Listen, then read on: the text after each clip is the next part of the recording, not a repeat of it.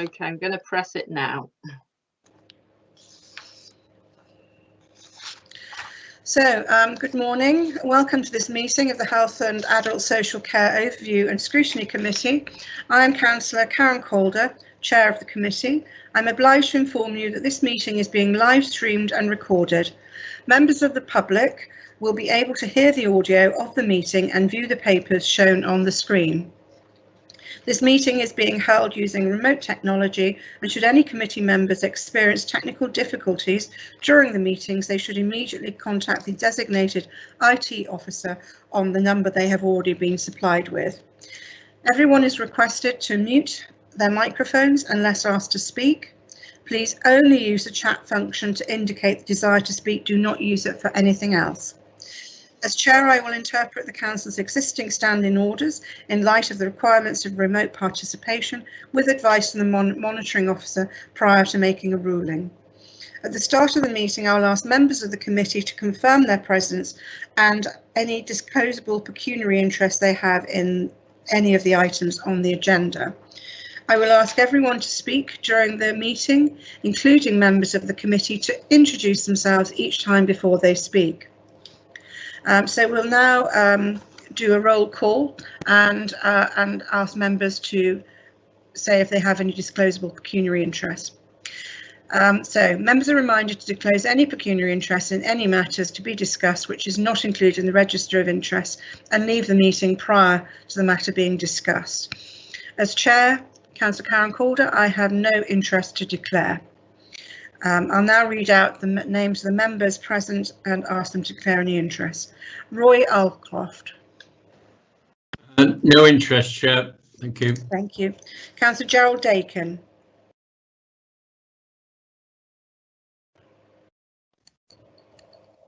No interest at present. If anything comes up that I've got an interest in, I'll declare it then. But at the present, very much.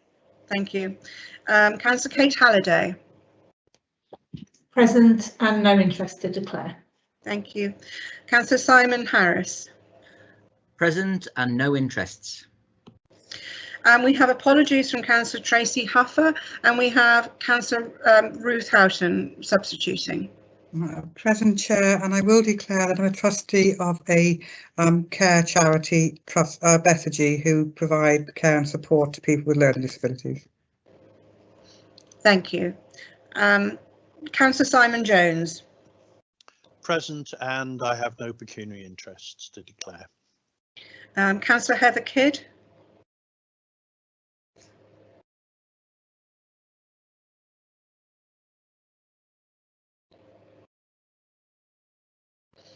We'll go back to Heather when she joins us. We have apologies from Councillor Paul Milner. Councillor Matt Shinton.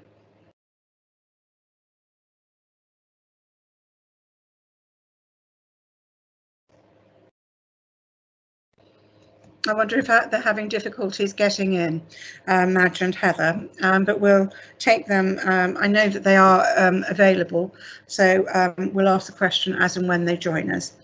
The other participants in the meeting confirm their presence. We've got Lynn Crawley from Healthwatch. Is she with us? Yes, good morning. Good morning, Lynn. Councillor Dean Carroll, portfolio holder for Adult Social Care. Good morning, Chair. Lee Chapman, co-chair of Health and Wellbeing Board. Good morning, Chair. Tanya Miles, Executive Director, Adult Social Care and Housing and Public Health. Good morning, Chair. Good morning, Tanya. I'm not sure that Rachel Robinson, the Director of Public Health, is with us. I think she'll be joining us later. Deborah Webster, Service Manager, Commissioning and Governance.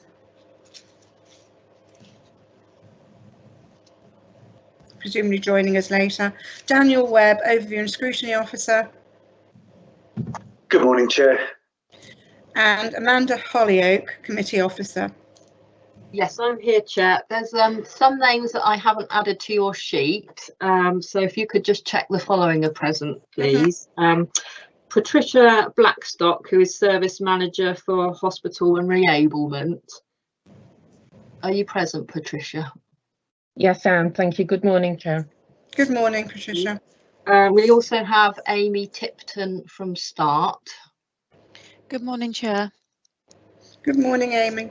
Thank you. And I believe Rob Gittins, the Deputy Portfolio Holder, is also present. Morning, Chair. Morning, Rob.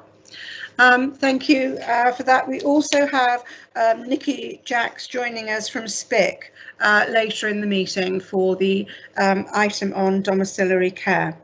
So we'll now turn to the items on the agenda. Chair, before you do, Councillor Madge Shinton here. Sorry, I couldn't get back on. I'm here now. Thank you. Do you have any disclosable pecuniary interest, Madge? None at all. Thank you. So we now move on to item 1, which is apologies. We've had apologies from Councillor Tracy Huffer and Councillor Paul Milner. Disclosable pecuniary interest, this has been dealt with during the initial roll call of the meeting. The minutes, unfortunately, due to staffing issues and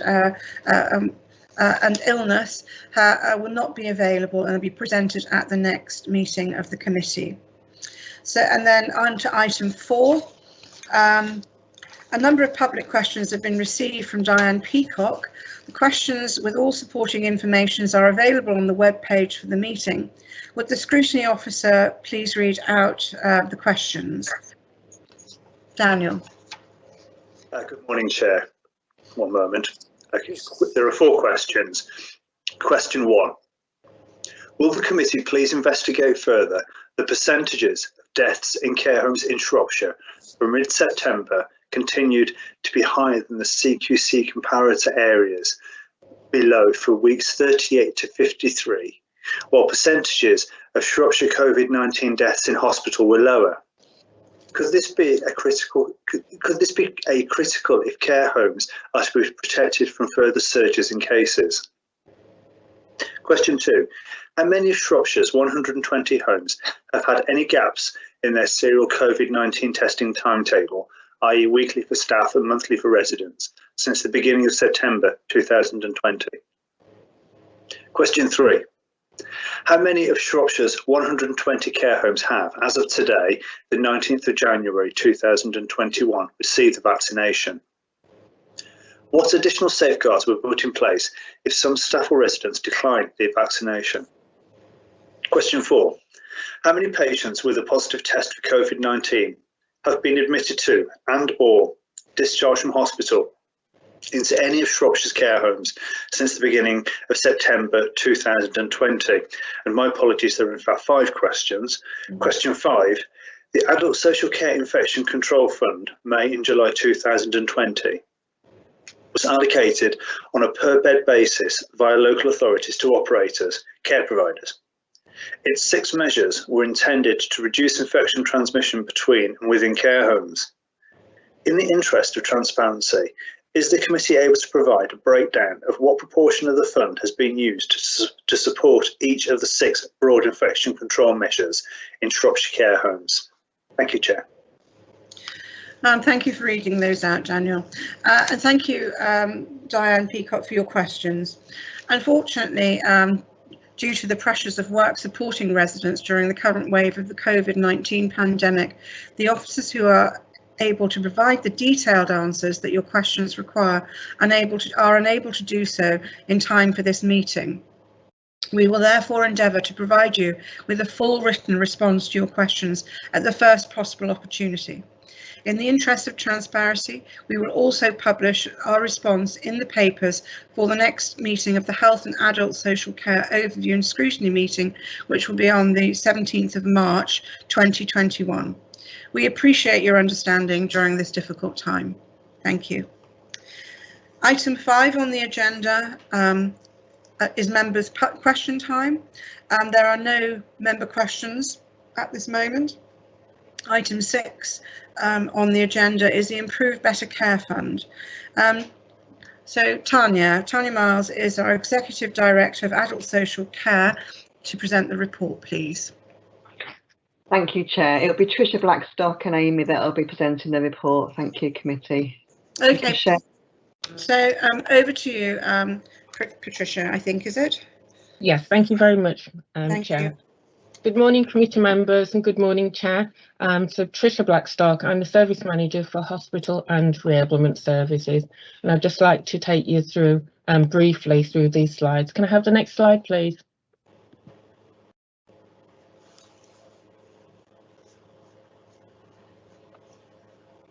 Okay, as requested by the committee in November, this report will give a further update on the government's arrangement for funding IBCF and will also summarise the Council's current position.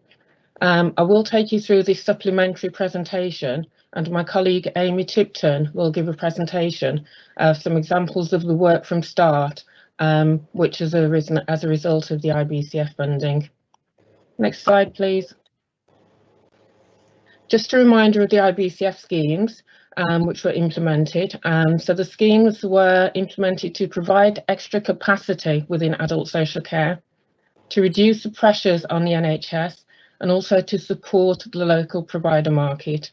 The investments allowed us to increase assessment capacity.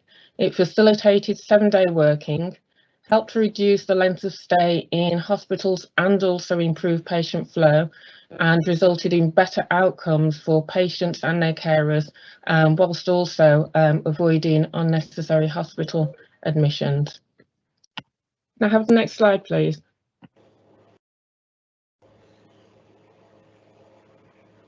So for the purpose of today's meeting, I'd like to request that committee members note the following.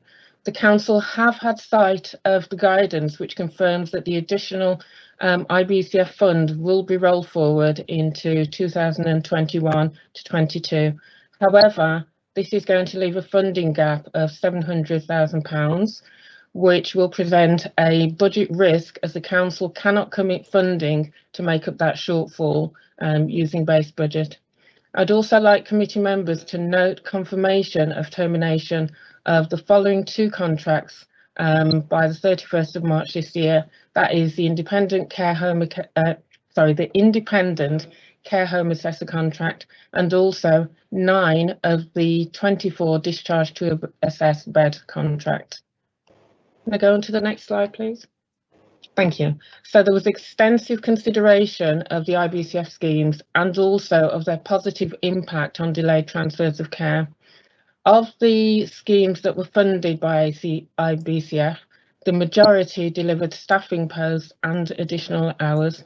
So in order to identify which schemes were to be retained, the Council undertook a thorough governance process and impact assessment, which enabled us to determine the schemes for termination. Can we go on to the next slide, please?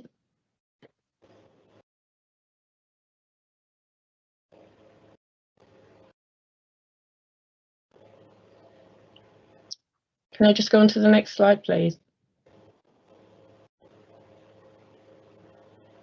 Apologies, I think there may be a short delay from me changing the slides until you see them. Okay, thank you. Could you just confirm this is the slide that you want, the impact assessment one? Just the one before, please. Okay. Thank you. Thank you very much. Okay, so the following 2 contracts, as I've mentioned, will be terminated on the 31st of March. That's the Independent Care Home Assessor scheme contract and also 9 of the 24 Discharge to Assess. Now, on the 13th of November last year, a report was presented to the Joint Commissioning Board with these recommendations. The recommendations were approved and the decision was confirmed by the Joint Commissioning Board on the 2nd of December of last year. Next slide, please. Thank you very much. I'll take you briefly through the impact assessment. So in relation to the Independent Care Home Assessment, just to give you a bit of background, so the government guidance around COVID in March 2020 directed that there should be no hospital-based assessments.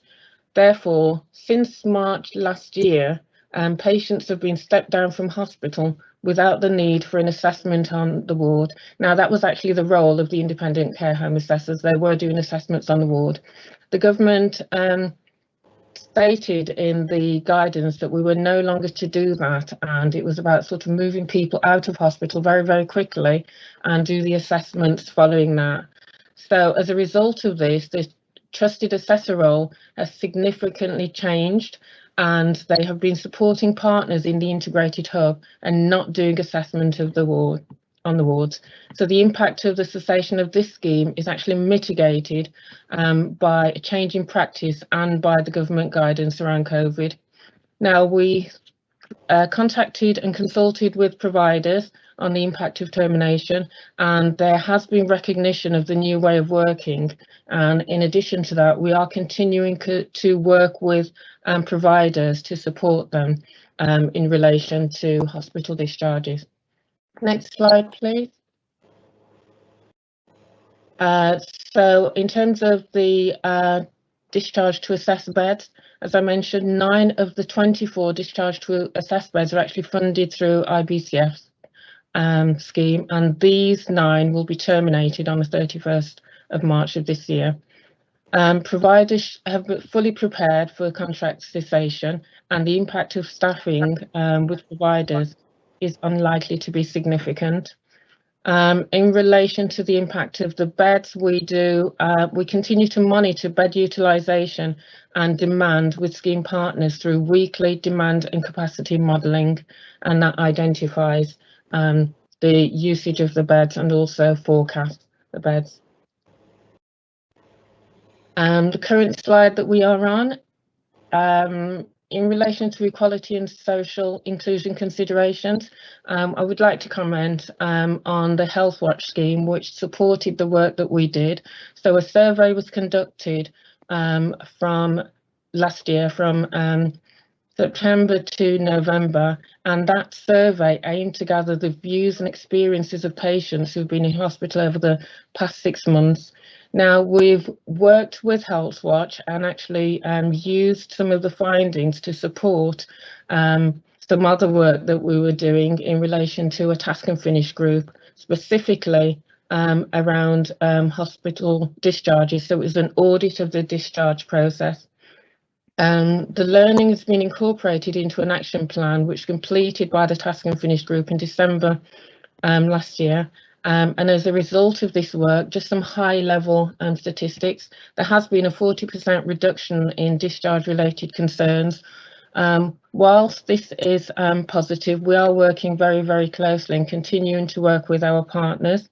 So, for instance, the local authority will continue to work with partners to ensure that there is a robust and consistent method to log concerns surrounding discharges and hospital related concerns. So we are continuing to do that work, which has just started beginning, well, this month. Okay, I would now like to hand over to my colleague Amy Tipton, who will give a presentation about our in-house domiciliary care service, START. Okay. Hello, good morning all. So as you can see, START is a short-term assessment and reablement team, so it's in-house domiciliary care. Next slide, please. Okay, so the purpose of this presentation is sorry, the slide doesn't come up right. It's fun. Sorry.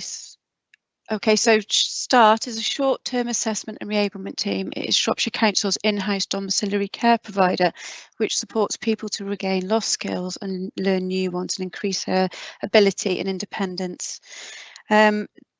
The START team slightly differs from most community care packages. We have a big focus on the shall we approach rather than the shall I approach.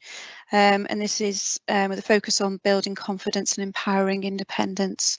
We offer a free short-term assessment and reablement service for up to 6 weeks to people who are discharged from hospital and to also prevent admission avoidance. We have been supporting COVID positive peoples within their own homes throughout this COVID period as well. START work with people in their own homes, utilising a person-centred, strength and asset-based approach. Next slide, please. So from the funding provided, it provided additional staffing. So as you can see on the left, the START provision pre-IBCF funding, we had a service manager, a registered manager, county-wide organiser. Yeah, what went wrong there then? Sorry? Carry on, Amy. Okay. 26 support workers and 1 admin officer. After the additional staffing, additional funding, we were able to increase the service provision, which provided us with an additional assistant organiser. We then had 41 county-wide support workers, an admin apprentice, and we created 3 roles of senior support workers. These additional roles, like the senior support workers, enable us to focus more on the reablement journey with the client we are supporting and the family, working closely with social work teams to provide robust feedback on the progression throughout the reablement programme. Assistant organiser, we had an additional assistant organiser. The assistant organiser's role is to scrutinise referrals and triage for any health and safety issues that we could foresee in the homes, and they also schedule the support workers county-wide. So with the additional funding, that meant that we had a 51% total staffing increase, contributing to the management of 350% increased activity and start. Next slide, please.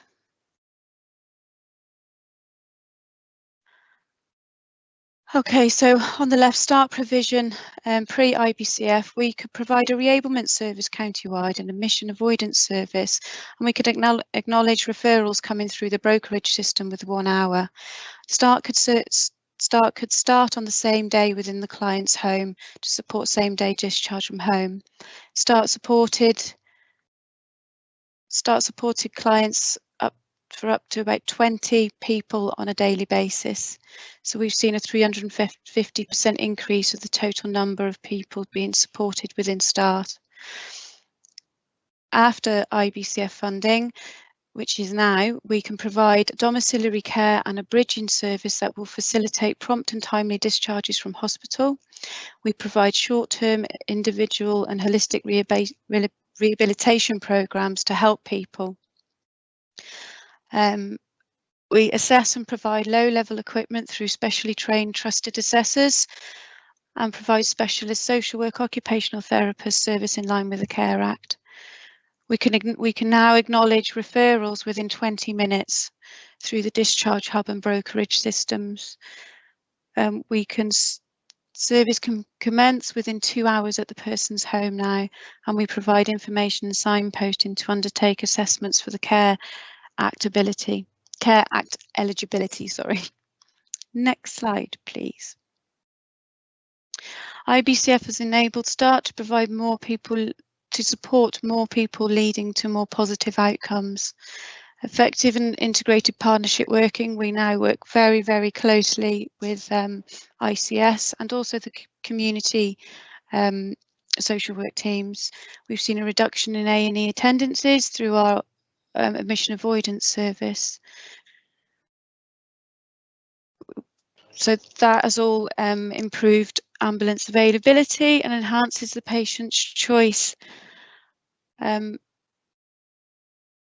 So all of those positive outcomes above are via the programmes of care. I think there's two labels missing off those. So the programmes of care are the reablement pathway, admission avoidance and the bridging service. Next slide, please. Can we just go back one, please? Okay, bear with me. So is that the correct one, Amy? Yes, I believe so, yes. Case study, Mr. S. Yeah. Okay, so this is an overview of Mr. S's journey through a reablement programme with Start. So if you start at the top of the road map in the top left-hand corner, Mr. S had a complex hip replacement operation. He was discharged from hospital to Start. He lived alone and had additional needs due to other serious health conditions. He was discharged home with 3 calls daily. The support workers then completed the first visit, and then shortly after that, the senior support worker goes in and creates a personal and centred reablement programme. Within that programme, his goals were to make his own meals, manage his own personal care, and build confidence in understanding his new medications. Within that visit as well, the senior support worker was working alongside a therapist as well to support his pathway. The senior support worker made referrals to the Red Cross, Age UK, and for shopping and cleaning, and consent for a community pendant alarm. That senior support worker was also a trusted assessor through IBCF investment, so they were then able to provide Mr. S with further equipment that would enable him to become more independent on a more timely basis. The therapist that works alongside START as well had clinical oversight to Mr. S's progress towards the reablement goals. He was making really good progress at the first review at 2 weeks, and then they reduced his calls down to two daily. It was identified at that point if we worked even closer with Mr. S and gave him another week, we could then reduce his calls down to one daily. And then after the third review, Mr. S was so happy because the support that was provided, he then became fully independent, which upon discharge he really didn't think he would be able to. His confidence was very low, but the team really empowered him to be able to become fully independent again. 62% of the people completing the reablement programme with START leave the service with no ongoing services, which is fabulous. Next slide, please. This is another case study of a reablement programme, Mr. L. Mr. L was admitted to the acute hospital with dizziness and falls and an underlying health condition of epilepsy. He was discharged from home with 3 calls daily and some equipment. START workers completed the first call again. Then the senior support worker goes in and completes a person-centred reablement programme with him. This person-centred reablement programme was to work alongside him so he could regain confidence in making his own meals and manage his own personal care and prompt with medications. At that first review, it was identified that Mr. L actually required 4 calls daily, so we increased the care at that point from 3 calls to 4 calls. He was really confused about his medication and also the compliance aids that it was supplied in. He was being supplied in blister packs, and he was becoming ever so confused. He was taking them out of the blister packs and putting them in jam jars, and then he would forget if he'd taken them. So the senior support worker and the allocated worker worked alongside the GP and also the pharmacy to try alternative dispensing methods. So he went from a blister pack then to a weekly strip, which again wasn't suitable for his needs. He was forgetting that if he'd taken them. So the senior support worker worked with him, finding alternative methods. So after the third review, he was making excellent progress with all of his goals, apart from still his medication. And then the therapist recommends specialist equipment, which was actually a pivotal for him, in which he learned how to use quite quickly, and he was again discharged from START fully independent, which was a massive achievement for him. So 60% of the people discharged from START on the reablement programme are on the reablement programme between 1 and 14 days, which is a reduction in length of stay. Next slide, please. So 60% of people, like I've said, are discharged from START on a reablement programme between 1 and 14 days. IBCF funding has enabled more people to have the benefit of START reablement, leading to more positive outcomes for the people we support. We've seen a 350% increase in the total number of people being supported with START. On average, we have about 70 clients being supported by our team. And 62% of the people that complete a reablement programme with START were discharged with no ongoing services. Next slide, please. So START has supported a significant reduction in the DTOC, which is when a patient is ready to go home but is still occupying a hospital bed. IBCF funding contributed to this significant reduction in the total numbers of delayed transfers and care for Shropshire patients, and this reduction is ongoing. Next slide, please. And that's us, that's the team. And we were also voted Adult Social Care Housing Team of the Year 2019. Thank you very much. Thank you for that, Amy. I think the illustration of the START programme is clearly defined the importance of the IBCF. I'd like to thank you for that detailed presentation and ask members if they have any questions on the START programme first, and then we'll go back to Patricia's presentation on the two areas to be discontinued. So are there any questions on the START programme from members? Ruth. Yes, thank you, Chair. Oh, sorry. IT collapse there. Yes, thank you, Chair. Just a question on the START presentation. I note the 2-hour target for commencement of service. Is that achievable in rural areas, or is that an average time, 2 hours? That is achievable in rural areas. We have pockets of staff in 5 areas of Shropshire. We have our central-based, office-based team based in central Shrewsbury, and from there we use electronic call monitoring via an app on staff's phones. So that is county-wide. Within 2 hours we can be supporting people in their own homes. Okay, thank you very much. Thank you. Thank you. I'm just noting from Councillor Heather Kidd that she has no declarations of interest. She's had IT problems logging in, but welcome to the meeting now, Heather. Are there any? I'm not seeing any other questions for Amy. So we'll move back to Patricia's presentation on the two areas to be discontinued within the IBCF funding. I note Ruth has a question on it. I also have a question as well around the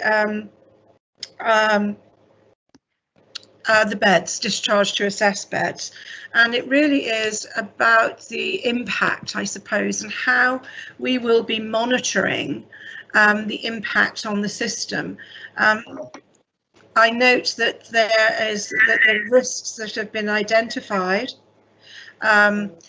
could be increased DTOC numbers, reduced health outcomes decompensation for patients who will remain in hospital for longer, increase in the risk of hospital-acquired infection, increase the pressure of hospital beds due to the impact of COVID flu winter surge, and reputational damages to the council and CCG. I suppose it's the impact on the patients when we look at the impact assessment. So I'm just going to try and find it for the discharge to assess beds. There were a number that were in the moderate area of risk, and it was the categories of patients. Oh, sorry, I'm just trying to find it, and they were in sorry, apologies for this, I'm having a few issues with yes, they were around age, I believe, social inclusion, and also sorry, I will get there, disability. So I'd just like to ask a question of Patricia about how are we going to monitor if there are any adverse impacts in these areas? Thank you very much, Chair. So in terms of supporting individuals and also reviewing, the local authority are working closely with partners to look at as part of the Discharge Audit tool. So we are developing a process where we can clearly identify where issues around sort of patient discharge, whether they've been negatively affected, that we have a clear and robust process to put in place, that we can actually contact our health colleagues immediately and look at actions to support them. So the task and finish and discharge audit is ongoing now. As I said, we're monitoring, and we also have learning from our health watch colleagues in terms of some of the impact for individuals that have been discharged over the last 6 months, and some of the outcomes for them. So patient outcomes is at the centre of what we actually do, and we are continuing to, as I say, monitor that. In terms of capacity, again, we're working with system partners, and we're involved in weekly capacity and demand modelling to ensure that we're really closely monitoring the number of beds in the system as a whole system, so that is health and social care beds, so that we can actually make any amendments that we need to do, and that we can forecast that information really in a timely manner. That has enabled us, the demand and capacity model, to be really clear about the number of beds that are required in the system.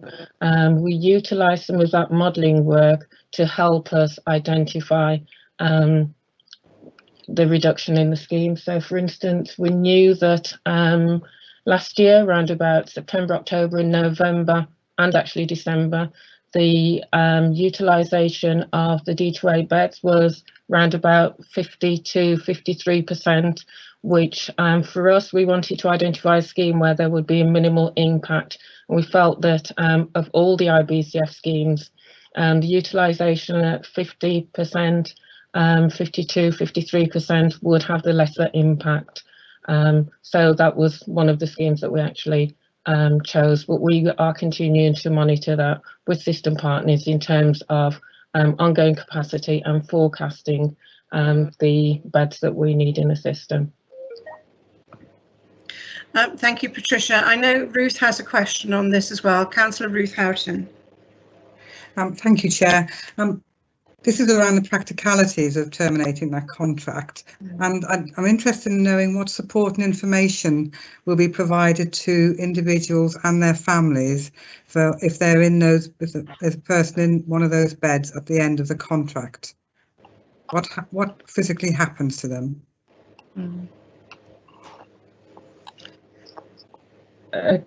Good morning, everybody. Deborah Webster here. I'm the Commissioner for Adult Social Care, working with Trish. Might I pick the response up to that question, if that would be okay?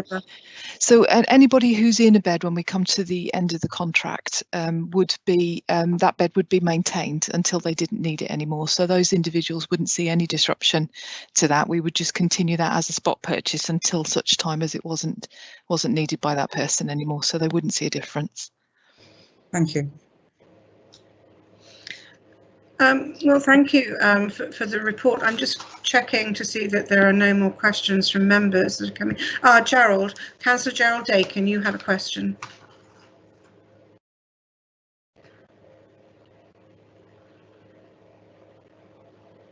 Councillor Dakin?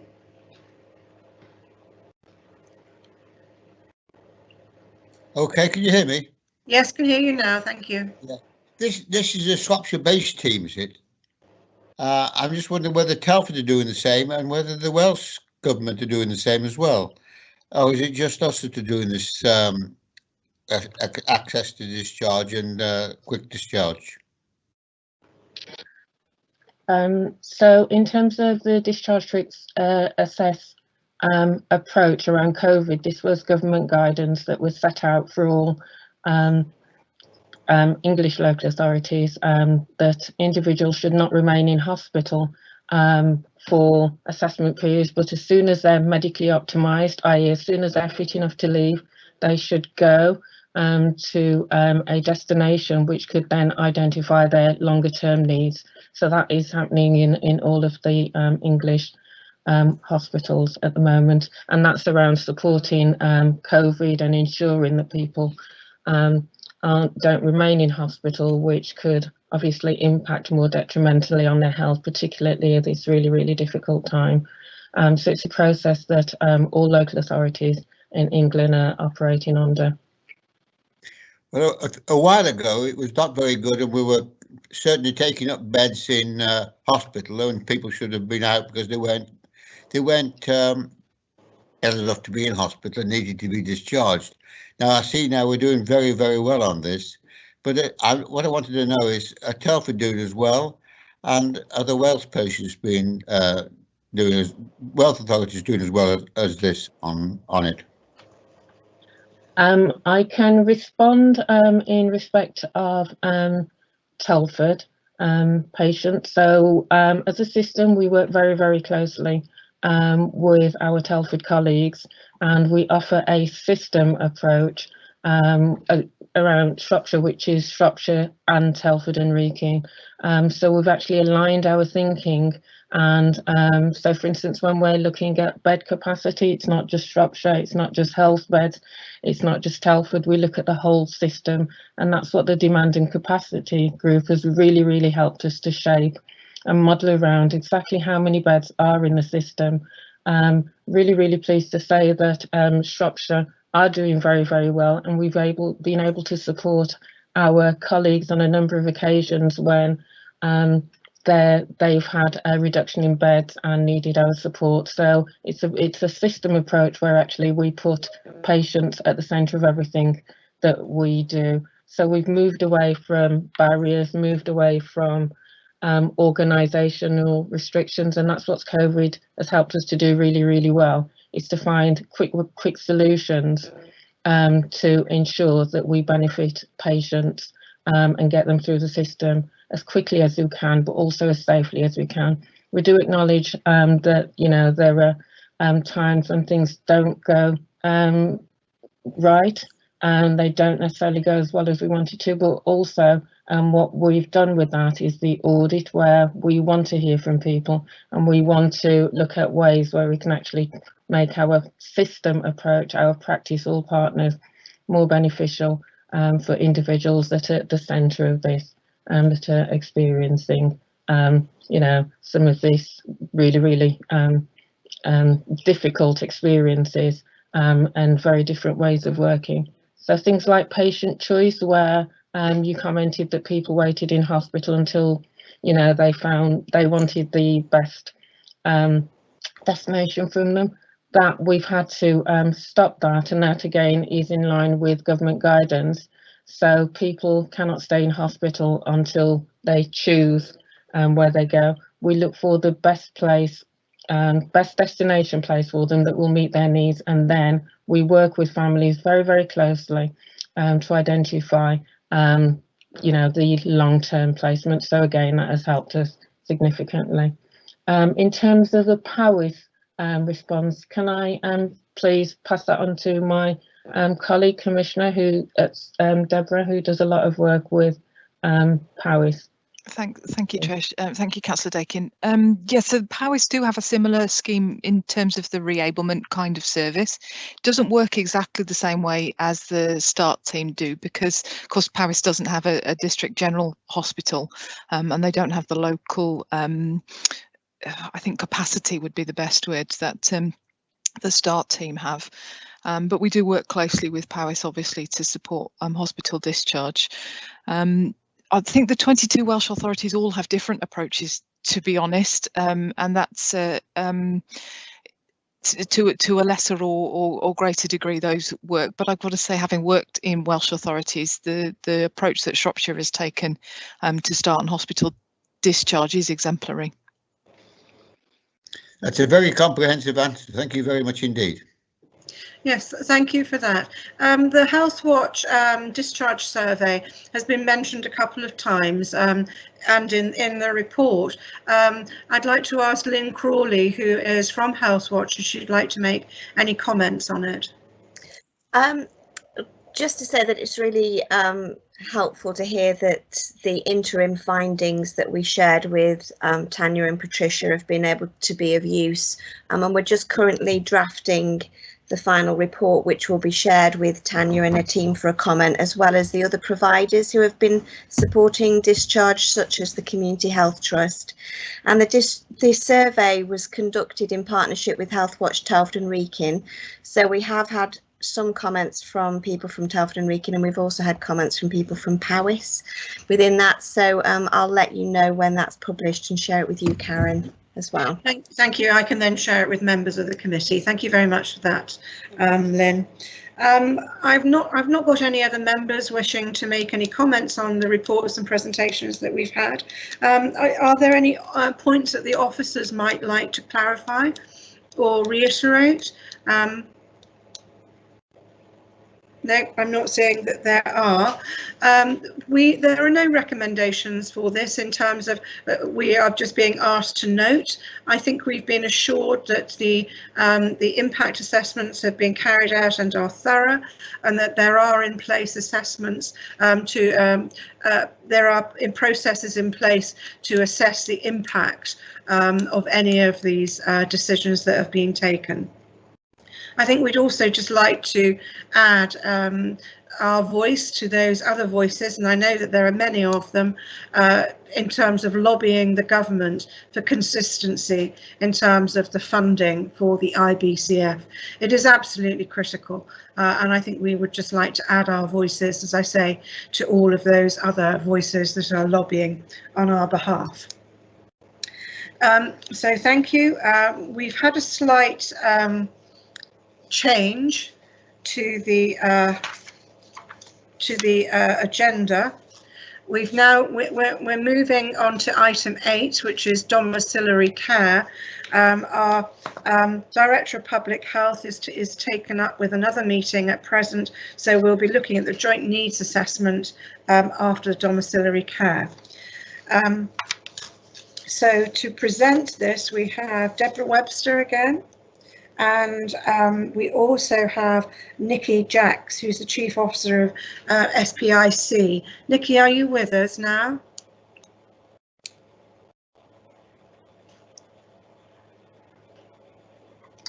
Yeah, it's Amanda here. We're just trying to call Nikki into the meeting now. Okay. So, Deborah, would you like to start? Yes, absolutely. Thank you, Chair, and thank you again to the committee for inviting us to present this morning.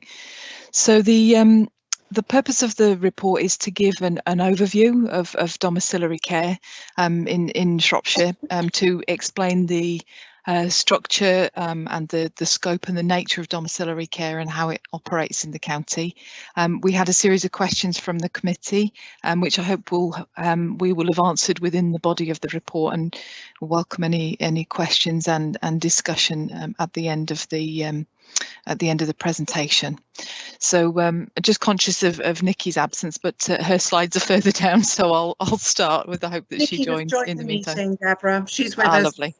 Morning, Nikki. Good morning. So just to start, thank you very much for putting up the slides, Amanda. So just at a glance then, domiciliary care in Shropshire, we've got quite a significant number of registered domiciliary care providers, with 84 registered with CQC. For a rural authority, that's actually quite high. For example, in comparison to Ppe Is, they operate with under 30 domiciliary care providers. So we have quite a robust domiciliary care contingent. So they're employing just over 3,200 carers between those organisations. And it's quite interesting to look at the breakdown of the type of company those are, with 75% of them being quite small, locally based providers. 20% are sort of operating just in our regional area across the West Midlands, and just 5% are national companies, which tend to have local franchises. So you'll have local offices within them. We do commission with more providers than that, because we actually commission with some that operate just and are registered outside of the borders as well. So just to give you an idea of the how that is made up, 45% of the care that is contracted is for the council, and 35% for self-funders, and 20% for health and other commissioners. So just under half of the total amount of domiciliary care commissioned within the county is by Shropshire Council. So we commission care for just over 1,500 people who are over 65 years, primarily because of age-related conditions and their disabilities, and for the sort of bespoke support that they need around those, and about 600 people under the age of 65. Thank you. So the spread of companies across the authority is always something that we monitor, and that would just give you a brief snapshot of the system that we have to use, to evidence that. So it shows us how many providers are operating in every area, how many care packages each provider has, and the screenshot on the left, sorry, it's not desperately clear on slides, but that shows us just a quick example of current packages that we've got in the SY5 area, for example, but it gives you an understanding of how much we commission and how we can see that on a live system. And then the slide on the right, you'll see the little purple area on the map. That we can isolate a postcode so that we can see how many providers are operating in each particular postcode. Could I have the next slide, please? So this gives a bit of an understanding of the spread of providers that we've got across the county. So as you can see, the majority of providers operate in the central area.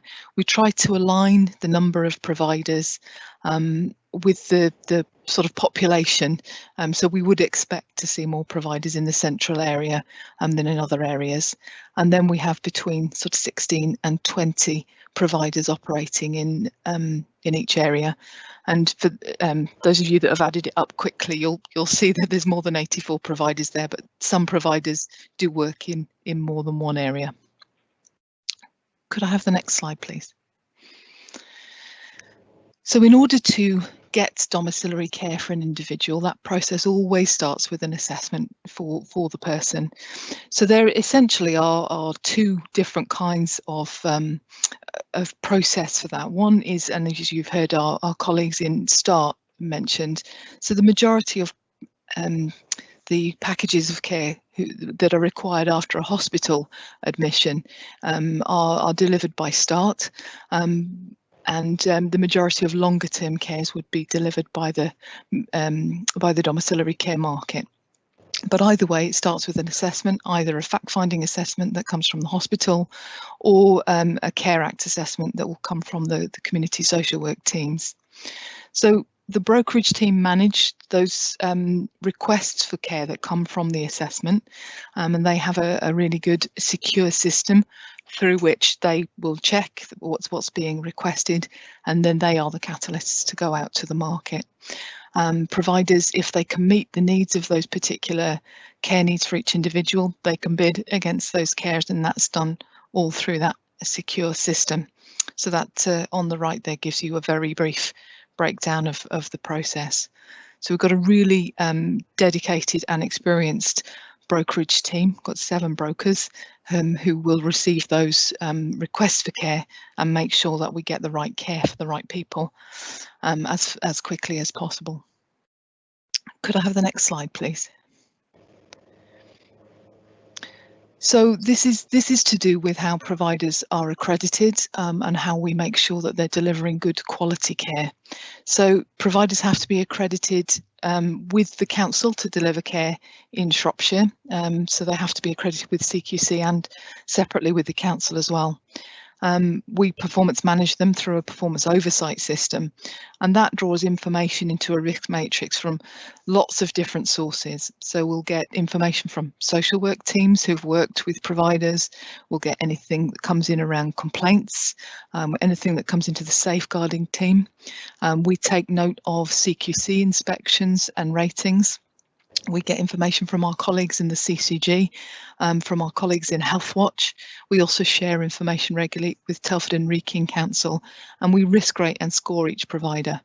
And we also have a robust monitoring system where monitoring officers will go into providers, will look in detail at issues, Obviously, that's been impacted by COVID, about the physical face-to-face visits, but nonetheless, it's still been going on through remote processes, and where it's been required and in a COVID safe way, visits have also been happening. So providers are inspected by the CQC, who give them performance ratings, and if their performance ratings are not good, they will require action plans which are shared with us, and we share in that monitoring of those improvements.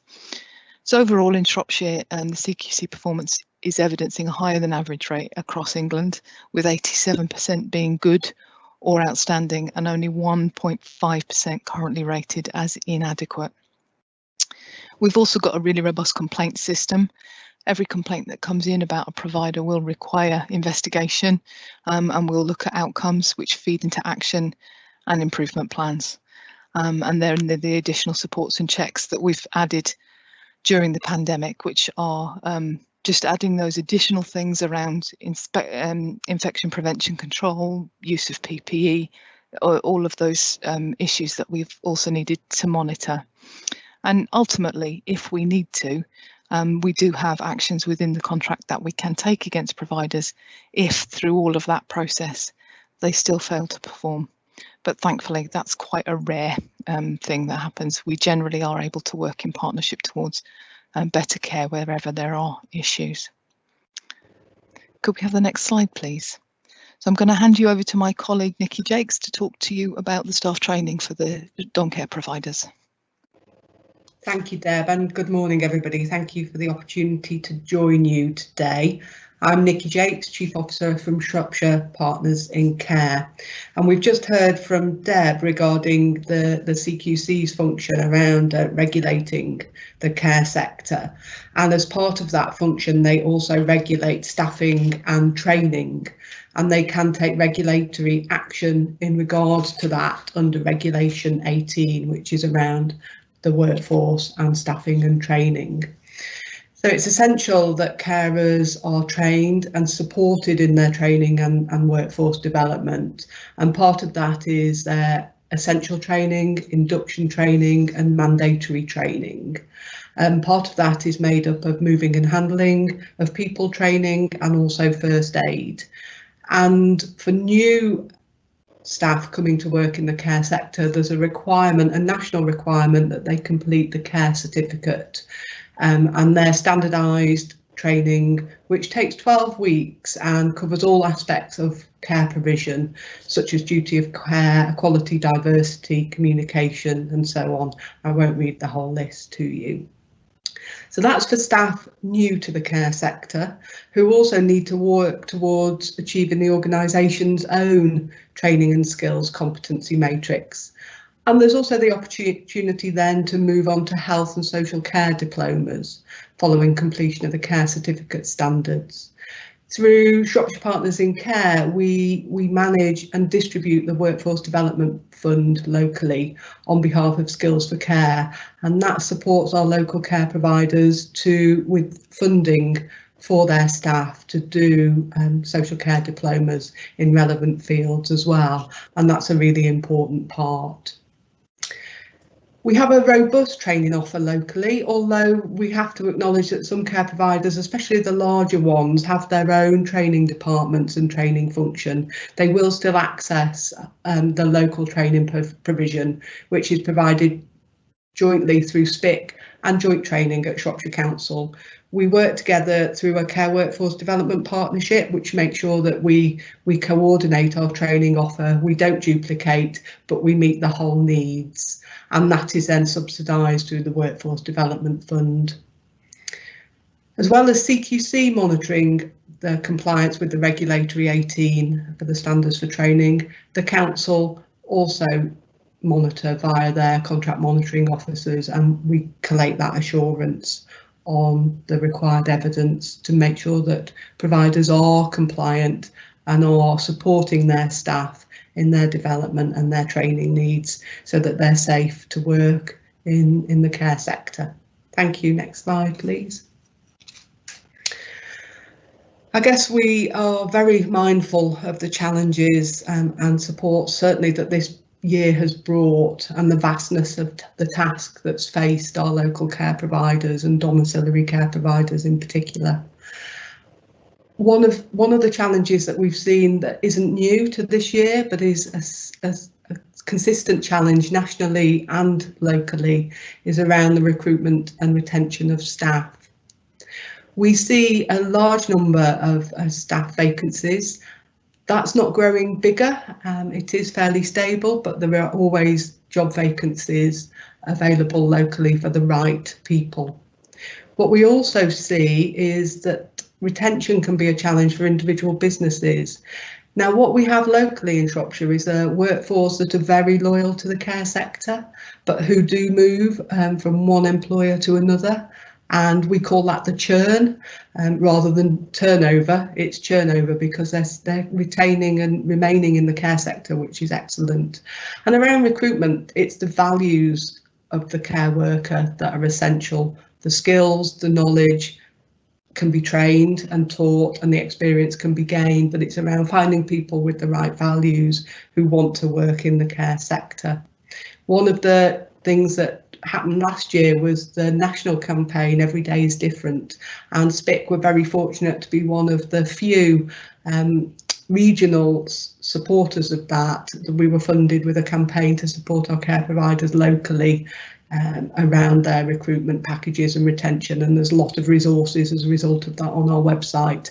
And we also advertise on behalf of the care sector any vacancies that they have to try and promote care as a positive career, and to change some of the sort of less than satisfactory views of the working in the care sector. Financial uplifts remain a challenge for care businesses, and that's not been helped at all this year by the additional costs around staffing and also around PPE costs that we heard Deb mentioned. A rural county brings with it specific challenges financially, especially for domiciliary care providers, where large travel distances are encountered and time is spent travelling from one area to another, especially in the more rural parts of the county. And so we've seen additional cost pressures due to increased employment costs as well over recent years. We really welcome the increases in the national minimum wage, where staff who work really hard in what has been traditionally a poorly paid career are now being better reimbursed, but also increases to pension contributions have increased the challenges for those providers and those business costs as a whole. In terms of the COVID related support, we've really welcomed the support from Shropshire Council, with be that financial through their own support financially and the disbursement of the government grants, but also the welfare support, and that shouldn't go shouldn't be missed really. I think the weekly calls to care providers has been essential, and has been a way where they can check out their understanding or ask queries or raise concerns and to keep in touch. And I think it's built really positive relations between care providers and domiciliary care providers in particular and the council. One of the biggest challenges has been around communication for domiciliary care providers. We've been inundated, and so have they, with new guidance, changing guidance, information. Has felt like bombardment at times, and that's where we've been able to work in partnership really strongly together between the council, SPIC, and also in conjunction with the NHS to streamline that communications, to find out what the key and important parts of that are, what are the key messages, what bits of the new or updated guidance are essential, and to work together. So lots of support, and that's been a real benefit for us and a good learning outcome and a positive out of COVID. So that ends my slide, so I'll just hand over to Deb. I'll hand back to Deb now. Thank you very much. Thank you, Nikki. That's brilliant. Could I have the next slide, please?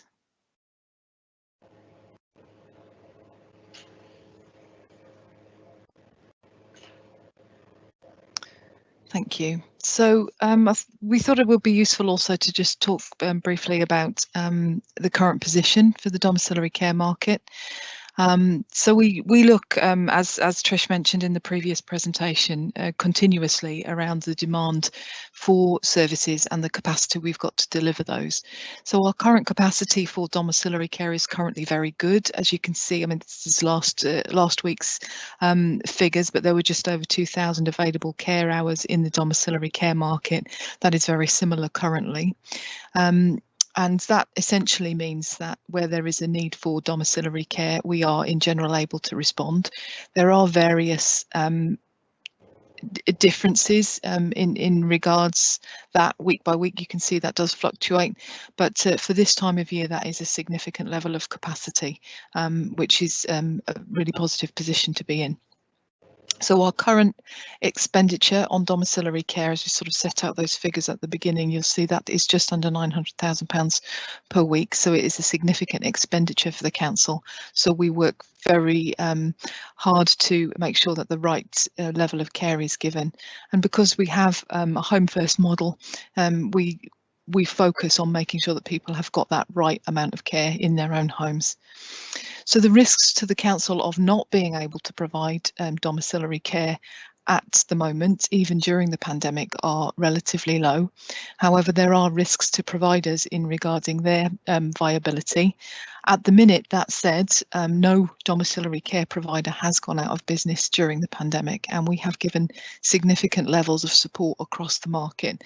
Some of those things that Nikki has already outlined, and as you'll see from the body of the report, there's over £11 million has been injected into the Shropshire care market since the pandemic began. And in addition, we've done other things to support the market around cash flow, making sure invoices are paid within 5 days, for example, and other various things, as well as the welfare and communication support, PPE support, and that Nikki outlined. So there is a pandemic, obviously, as everybody's aware, but it doesn't mean that we haven't looked at our future plans for working with the market as we move forward. And there is definitely a real interest and a passion for working to focus on outcomes for individuals rather than a sort of time and task based approach. And what I mean by that is looking at what it is that people want their care support to achieve with them, rather than just, well, half an hour's care for personal care will be delivered at 8:30 in the morning. You know, it's more of that working together approach, very much like Amy outlined in the presentation on start. So as we've said, our focus is on care at home rather than residential care. As time has gone on, we've seen far more uptake of care at home rather than people moving into care homes. We are looking at lots of different kinds of contracts as we move forward. We started a new care outreach programme in the southwest of the county where we had particular issues, and we've just started that a couple of weeks ago, so early days yet, but it's focused on that particular area because of its rurality.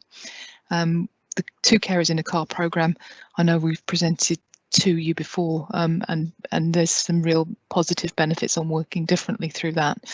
And we also have a living care programme, so where people's needs and requirements are that little bit more, we've got the opportunity to have carers living in either short term to help them through a period of time, an assessment post coming out of hospital, or longer term if that's required. So essentially we are constantly moving forward, constantly reviewing how we deliver domiciliary care within the county, and working with some really excellent providers who are keen to work differently with us in order to deliver care as best it possibly can be. So I think that's the end of the presentation, and we are happy to answer any questions. Thank you for that, Deborah and Nikki. I've got a couple of members who've requested to speak. Could I just ask a question, just for clarification, please? Does the local authority act as broker for self-funders? We currently have supported people to get packages of care for themselves, but that's actually one of the things that we're looking to do more in the future as well. it just makes sense to me. And it was also a thought that crossed my mind about complaints. If you are to have a complete picture of complaints, it cannot just be from those that are brokered by the local authority and funded by the local authority. It has to also come from those, and there's a large proportion of, I can't remember what the exact percentages was it 35% or something like that, which are self-funded? That's right. There is quite a big proportion. We do respond to complaints about that, and we do address those with providers. Yes, that's right. But yeah, it's definitely the direction that we're moving in to support that more going forward. Thank you for that. I've got a question from Councillor Madge Shinton first. Thank you, Chair. Councillor Madge Shinton, South East. I actually am very relieved and reassured by the presentations we've had this morning, Chair.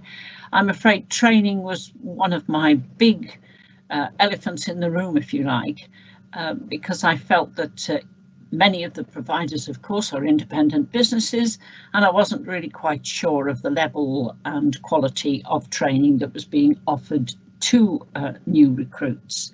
So for me, it's a question of do all the providers that we pay, and I can only say what we pay, come to our training scheme together with SPIC, because that was extremely comprehensive. I was extremely pleased also to see that it could lead on to more advanced qualifications, and so pathways opened up for people who might started off fairly basic care, but actually took a liking to it and wished to proceed in different slight pathways, but nevertheless to do with care. Can I ask, when a carer raises a problem with one of the people that they're looking after, what's the protocol with that? If it then appears that their boss, in inverted commas, whoever that might be, doesn't really take any action. The position of the carer strikes me as being extremely vulnerable, so I do worry about that. I'm concerned as to when the carers, as opposed to the actual patient themselves, are going to receive, or have they already received, their vaccination opportunity. And I was delighted that we got a live-in stream to our provision, because one or two of my peers, I'm quite old, one or two of my peers have live-in carers, and their experiences hasn't been particularly wonderful. So it will comfort me and their relatives if I can direct them to Shropshire Council, who have a system going with SPIC. I think that's it, Chair. Thank you. So, Deborah. Thank you, Councillor Shinton. Yeah, I mean, if I could pick up the response on the vaccines first. All domiciliary care agencies have now been invited for vaccines. Those went out Friday and Saturday, and we're following those up today. So within the next week, we confidently expect that situation to have changed significantly. The vaccines had to focus on the care homes first, but domiciliary care was very close second to that, so that's happening now. In fact, I think people are queuing up as we speak for their vaccines, and we've had some really good feedback from providers this morning saying what an efficient system it is, and they've sort of been able to book on really quickly. One provider already came back this morning saying they've got 95% of their carers already booked in. A lot of them have already had their vaccines because, of course, the vaccinators were working over the weekend. So yeah, really positive feedback on that as well. For the living care, just to talk about that a little bit, we have a framework of living carers. So we've actually got 12 providers that currently provide living care. We went to our own market because obviously we want to support our own market for sustainability. And we went to them this last, I think it was about 10 months ago now, to actually ask for them to apply. So they had to show evidence that they got certain skill sets, certain experience of provision, that they've got an overview as well of what carers are doing, because when carers are working intensely with individuals, you need to make sure that they've got all of that additional support. So I think the living care model has been particularly successful because of that framework approach that we took initially. And I'm really sorry, Councillor Shinton, I'm sorry there was another question there and I've omitted to write it down. There was a couple of points that I could come back on there as well for you, Councillor Shinton, if that would be helpful. One of the points that you raised was what if the care worker raises a concern to their manager and no action is taken?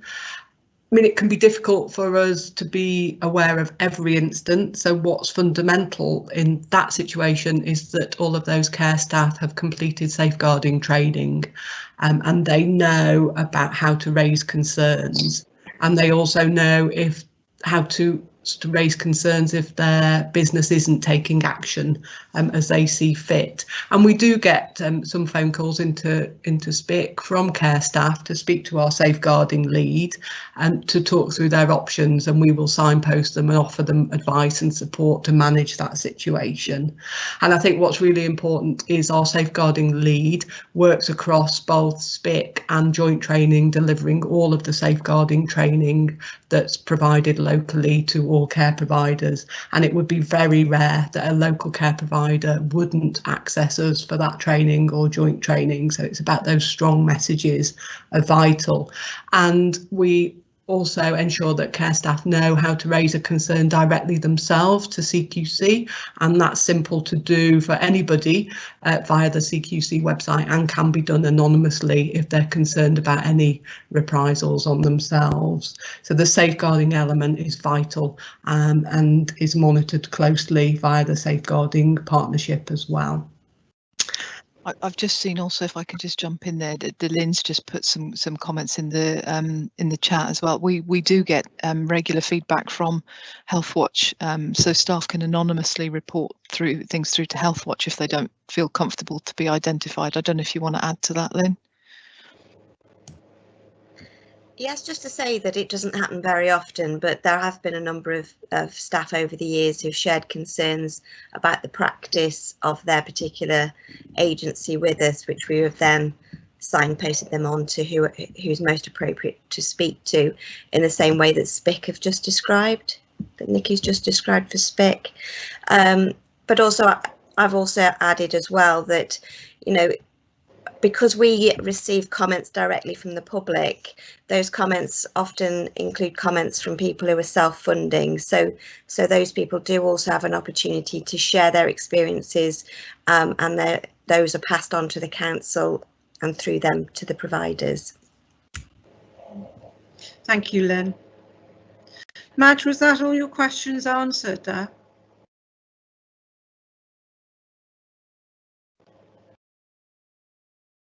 We'll go on to the next question, which is from Councillor Kate Halliday. Thank you, Chair. Yeah, the workforce is obviously really important in this group, who are, you know, can be a very undervalued part of our workforce. And I was interested in the comments. I just wanted to know a little bit more about how the Workforce Development Fund was shared out. Do you find that it's oversubscribed to or undersubscribed to? Do you ever have to turn people down for that? And also, in terms of the apprenticeships, I'd like to know a little bit more about that, because in a way that kind of boosts up the amount of money available for training because of the apprenticeship levy. Obviously, the different care providers can have an extra pot of money there to put people into apprenticeships. And I was just wondering, and the apprenticeships can be at every different level, from lowest right up to degrees. So I was just wondering whether you could give me a bit of feedback on how many people are taking up apprenticeships, what sorts of levels the apprenticeships are, because one of the lesser known things about apprenticeships is you don't have to have a new post to to take apprenticeship funding, it can be for existing staff.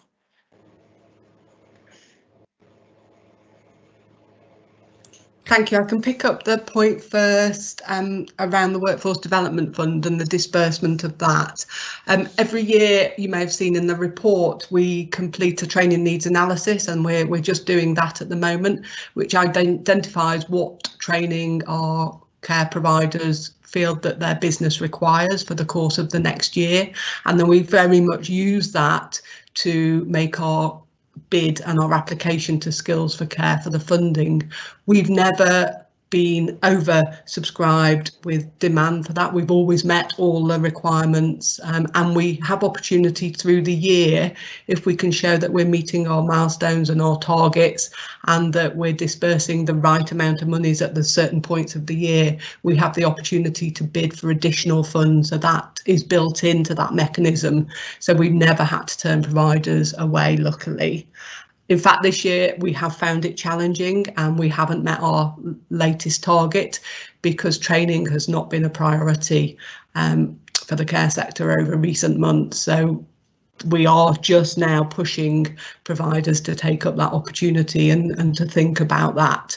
I think they're just overwhelmed at the moment with dealing with the operational challenges day to day and with staff shortages, and it's difficult then to release staff at the moment, but that's something that we're actively working with them on and supporting them with as much as possible. And it's likely that we will then see an increase next year in claims, which will be really useful and helpful, and we will support them with that as well. You asked about the numbers of apprenticeships, and I'm sorry I don't have that number to hand across the care sector. That's not information that we collect or collate at SPIC. We encourage it and we send out information around apprenticeships, and we're part of the STP, Shropshire, Telford and Wrekin Apprenticeship Group, to build those links between what's on offer and available and the care sector, but we don't collate those numbers. We were looking at hosting the Kickstart Scheme for the smaller employers, and that's a new apprenticeship option that opened up at the end of last year. However, Shropshire Chamber of Commerce are now doing that, and they were the approved provider for that as part of the March's LEP. So we are signposting care providers to Shropshire Chamber of Commerce to take part in that Kickstart scheme as well. Certainly many of our businesses, care businesses, are smaller providers, and they would have less than 30 apprenticeships. So that's a really useful umbrella approach to enabling them to access that. So I hope that answers some of the queries that you had. I think if I can just add, Councillor Halliday, on the apprenticeships, it isn't something that we routinely collect, but it is definitely something that I think we need to be that we are very interested in. I think that we've got strong links in with the universities and the colleges around the health and social care courses, but I think it is the logical next development of that. As say with the Kickstart scheme and so forth, it's a time to really get into that. I think providers have been less focused on apprenticeships in these last few months than they perhaps previously would have been, but I know that there is a lot of interest, so it's something that'd be more than happy to go away and get some more information around. And just to add, I actually have a meeting later today with Health Education England because there's apprenticeship opportunities for registered nurses. So we are, we're still continuing to turn those wheels and to support it and to get information out and to work, as Deb says, work very closely with our local colleges and further education providers as well. We've got established links, which is supporting that. I think now is the time to start really moving that forward again. Thank you for that. I've got Councillor Heather Kidd asking a question now. Thank you, and thank you in particular for mentioning the issues that we've had in the past in the Southwest with capacity. Councillor Heather. Hello, I'm there. Yep, can you ask your question, please? I was, and I wasn't muted. So you can hear me now, can you? Yes. Oh, right. Yes. Okay. Thank you very much for mentioning the capacity in the Southwest, because it has been an ongoing issue.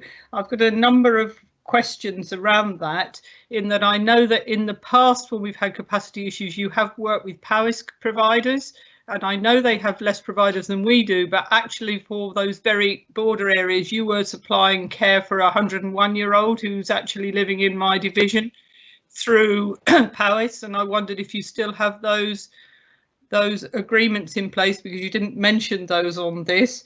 I'm also concerned that we are just again looking at the capacity for our domiciliary care that we provide, but we have a number of self-funders across Southwest Shropshire, and that is a time bomb, because although people may not be wanting as much care at the moment because of people coming into their housing, we have a lot of retired with money who will eventually put up quite a demand for exactly this. So I wondered how we were going to be monitoring that and what we would do, because the geographic issues are huge. The population may be low, but actually providing over the large area is significant.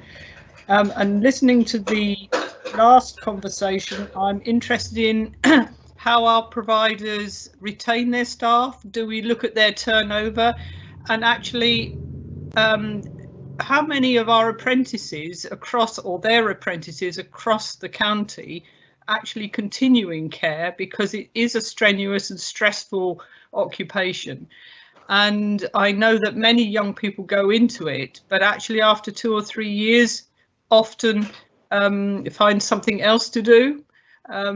So I'm interested in that retention of staff, that development of staff, and so on across the board, and how we monitor also the use of PPE at times like this in those domiciliary care workers. Thank you. Thank you, Councillor Kidds. Yeah, I mean, firstly, on the issue of working with Ppe Is, yeah, we've got close links, continue to share information with Ppe Is.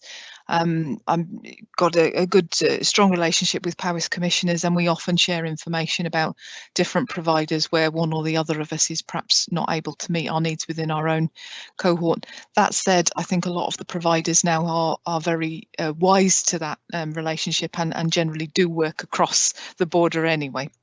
But that's a really positive thing, because it means they're recruiting across both sides of the border, which is really positive.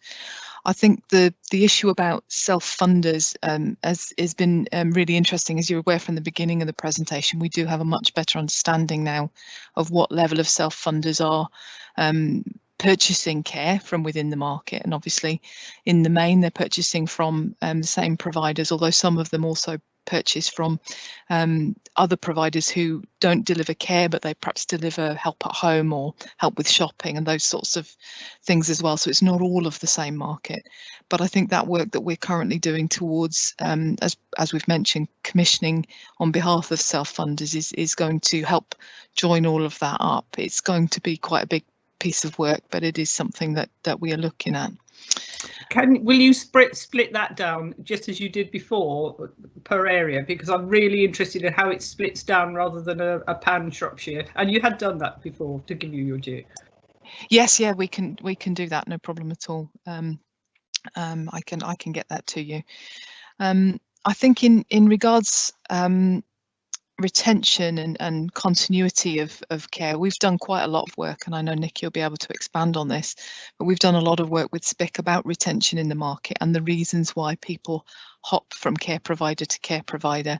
Some of the things we did a summit last year, a lot of the work that they can do around retention. I mean, one of the really interesting things about that, when we SPIC did some survey to look at the reasons that they move, and a lot of them is about how they get contact with senior people within the organisation, you know, that they've got those links, those kinds of assurances that Councillor Shinton was referring to, where they know that they've got somebody they can go to, and SPIC have actually been really good at offering support to individuals as well. They've even done some welfare programs, but I'll let Nikki expand on that a little bit. I'm interested in those who leave care, because we've trained and then they leave. We actually don't see a significant challenge around that. Obviously, if it's not the career for you, then some do leave. We have some who leave to do their registered nursing degrees, and that's really positive as well. And some use care as a stepping stone to further work in health and social care and professional qualifications, which we think is really positive. But what we have, Skills for Care gather the national data, and so we can only bring that down to council level. We can't extrapolate it any further, but what we see is that we have about 25% of staff turnover around retention. Now that's a little bit higher than the national average, but is in line with the West Midlands average. But what we know from that is that the majority of those move from one employer to another. They're not leaving the care sector. So over 20% of those are staying in the care sector, which is really positive, because it might be frustrating for one employer if you just train somebody and they leave you to move to a neighbouring care provider, but they are retaining the skills and remaining in the care sector, so that's very positive. But we don't have the figures broken down to different regions, unfortunately, of Shropshire. That may be something we could look at, whether we can drill down any further through our links with Skills for Care to see, but I'm not aware that that's possible at the moment. I think it's one of the reasons why we're also very careful about who and where we accredit providers, so we're not adding that level of competition that draws carers from one to a new provider. You know, that we're making sure, because there are only so many people within the county who, you know, are working and want to work in care, so we're very careful how we manage accreditation so that we're just not spreading the butter too thinly, as it were. Your other question, Councillor Kidd, was in regarding how we monitor PPE. We've got several systems that do that. There's a national tracker now through which providers are required, and it's domiciliary care as well as care homes. Initially it was just care homes, I think, when I spoke to you last about it. Now it's domiciliary care as well. So they are required on that to report issues with PPE, so we can see any providers that go into a what they call a red status for any particular item of PPE, so whether it be they're short of masks or gloves. But there are also several systems now that can support them if they're short. There is the national portal for them to order their PPE, which is working much better now than it was originally. But we also got our local system, which means when they're really short, if they were in an emergency situation, they're able to order PPE through us as well. So we've sort of got that 3 levels of monitoring PPE. I was particularly interested in what was happening on the front line, not the access, because I know we have all these things in place for care homes to get it. I was much more concerned that actually we did spot checks on domiciliary care going in to see elderly people because of the risks around that, and if it wasn't being used properly. But there we go. That's done as well. Yeah, I mean, any issues that are raised with us, we go back to that provider to ask for an explanation what's happened. So let's say if we had a complaint come in and say somebody wasn't using an appropriate level of PPE, that's dealt with very swiftly to make sure that if they've got supply issues or distribution issues, that we can support those. And we also work very closely and collaboratively with the CCG and their infection prevention control leads, and they've set up a network of infection prevention control champions, if you like, across domiciliary care providers, and they have regular catch-ups and regular Zoom meetings to support them with what the requirements are and to deal with any questions. And it's that two-way conversation about sharing information and then following up on it if concerns are raised.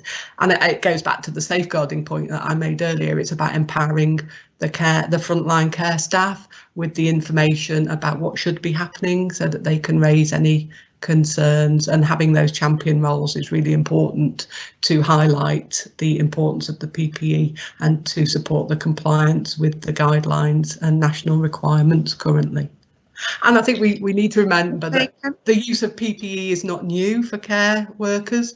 It's something that they've always used. Face masks are an addition and are new, and there's more use of it, but gloves, aprons have always been used and are very familiar. So it's not new to the care sector. I think that's just worth us remembering. Thank you. Thank you. Can I just come in now? We've got one last speaker on this item. I am aware of the time, and we do have one more important agenda item to come. So I've got Councillor Gerald Dakin. Last question. Thank you. Thank you, Chair. It's been a very, very useful paper, this, and I'm most interested in it. Now, costs are alarmingly high. Now, each year costs rise, quite a lot of money each year goes up onto this. Is there any sign of it slowing down, the costs slowing down at all? Thank you, Councillor Dakin. I think overall, because of our model of Home First, the costs of domiciliary care are unlikely to reduce greatly. Because, as you're aware, we've got a significant older population in Shropshire, and I think the care at home needs are likely to increase. That said, because of the work that we're doing to move away from the residential and care home model, I think that's the area where costs will be reduced. And as you're aware, it came to Cabinet last October with the discussion paper on the costs of residential and nursing placements, which we've moved to have much more oversight of and have a position for the council of what the council will pay for those kinds of placements. So those kinds of things are where prices are being controlled because we're moving at that Home First model. Also, we are really very careful about what rates we offer domiciliary care. As Nikki mentioned, the domiciliary care market are significantly challenged with rising national living wage costs, pension costs. So we always look to have as fair an approach to rates as we possibly can when it comes to domiciliary care, so that we are mindful both of the council's budget and the needs of the market.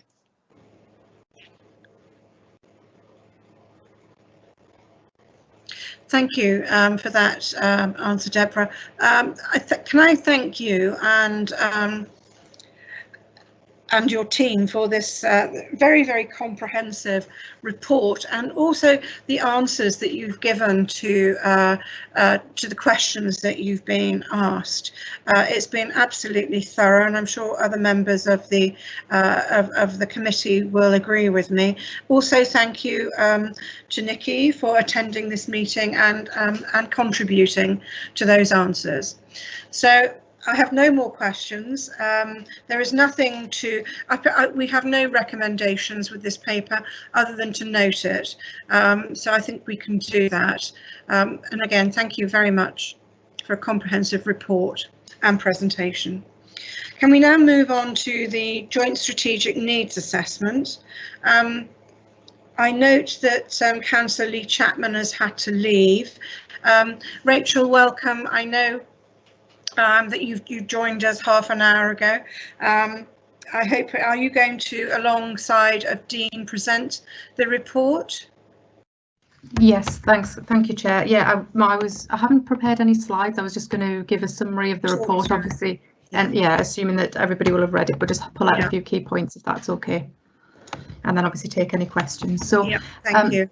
So what I've provided is an update on where we are with the Joint Strategic Needs Assessment as requested by the committee. This paper was also taken through Health and Wellbeing Board last week as an update. So as I said, the paper is really an update on the JSNA, where we are in terms of progress, and also the revised timescales that we proposed given the light of the pandemic, which has pushed us back somewhat in terms of delivery.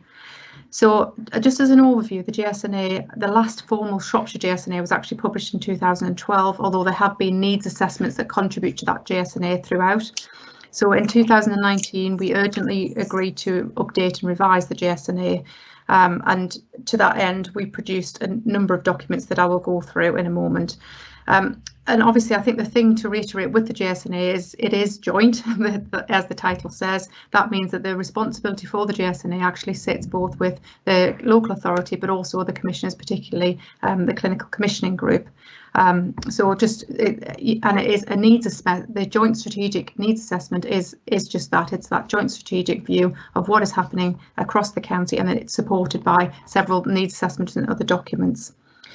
So back in 2019, in July and September, we took a paper to the Health and Wellbeing Board, which was supported by directors, where we agreed a new approach to the GSNA within Shropshire. There was 3 phases to that GSNA. So the first phase was around getting those needs assessments that were urgent over the line and complete. That was the SEND needs assessment, the older people's needs assessment, and a piece of work around MSK.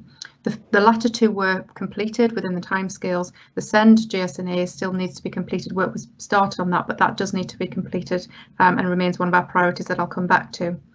The other piece of work that was running parallel to that was, as part of the strategic overview, we review all of our priorities, and we did that piece of work at the end of 2019 with the Health and Wellbeing Board. We reviewed all of our priorities and went through a prioritisation process that was shared with colleagues, and we came out with, as well as prioritising all the work, we came out with the 3 priorities that the Health and Wellbeing Board would focus on moving forward, that being weight management, workforce and adverse childhood experiences, alongside engaging with the voluntary sector and the wider determinants of health. And so that piece of work was complete at the end of December 2019, early 2020. The third element of that work would be then to begin a place-based needs assessment, and that was due to start in March 2020. But I guess to some extent we all know the rest is history to some point around those timescales. But the phase 3 is a very ambitious review of our needs assessment and a new process that we'll be taking forward. The first piece of that is to understand that we'll be looking at small place-based geographies, which effectively in Shropshire will be our 18 place plan areas, or that to be confirmed. So much smaller geographies will be understanding what the needs are in those areas. The second is to develop a tool, a data collection tool, if you like, that can look at all the information around health and wellbeing within those areas and across Shropshire. The third really important bit of the new needs assessment will be engagement with communities and key stakeholders within those areas. And then obviously the fourth element of that is that turning all of that information into recommendation actions for both local and place-based areas, but then up into Shropshire and Telford and Wrekin geographies. So that was what we agreed in terms of the process. It's very ambitious in terms of what we're trying to deliver, and that was agreed to start from March last year. However, as you'll see within the paper, we've revised the timescales. That has been delayed because of the pandemic, but we've set out new timescales that we are intending to deliver, but also additional resources that we are putting in to support the delivery of that programme in terms of staff as well as the new timescales. The other important thing to flag up is obviously the SEND needs assessment, which we are starting and hope to deliver before April 2020. So the other thing that I just would like to draw the committee's attention to is, although whilst work hadn't begun on the place-based GSNA specifically, we have continued to take an evidence-based approach throughout the COVID pandemic, obviously drawing in information around COVID, around the impact, focusing on our vulnerable communities and using that intelligence to inform our delivery, and will continue to going forward. All of this is really important to the delivery of our health and wellbeing strategy, which will need to be refreshed and obviously taking into account the impact and refreshing in the light of COVID, health protection and other priorities that we need to take into account.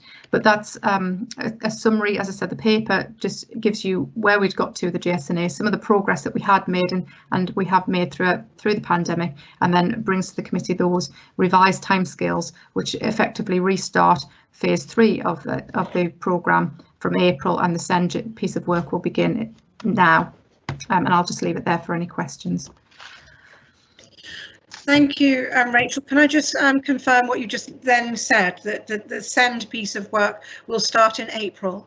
No, sorry, there's 2 separate parts. The SEND is a part of the original phase 1 that we were looking at. It was the final needs assessment to complete. We want to start that now, and I'm just working through that with our teams to resource that. We'd had started to plan it, but some of the data have been pulled together, but it needs to be complete. Then the phase 3 part, which is the place-based needs assessment, would start from April, although we were looking to put the foundations and the structures in place before that point. Okay, thank you.